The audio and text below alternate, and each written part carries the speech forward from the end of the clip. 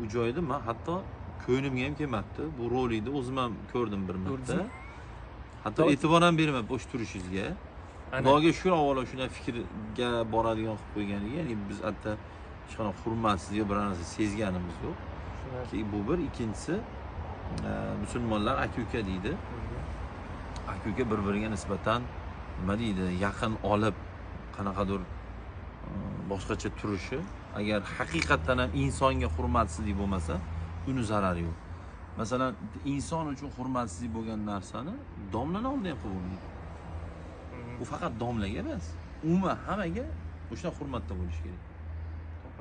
Shuning uchun endi domla doim Ruxsor telekanaliga kelib shu yaxshilik sari ko'rsatuviga bizga yetib kelayotgan savollarga javob beradilar va shuning uchun hamkasbimiz deb boya aytib o'tgan edim.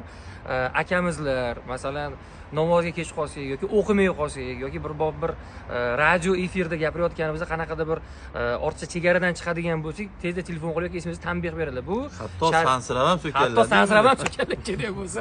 Shuning uchun biz bundan juda ham xursandmiz. Barcha kommentariy yozganlarga, ko'rganlarga ham o'z minnatdorchiligimizni bildiramiz. O'zingizlarni ehtiyot qilinglar. Rahmat kattakon.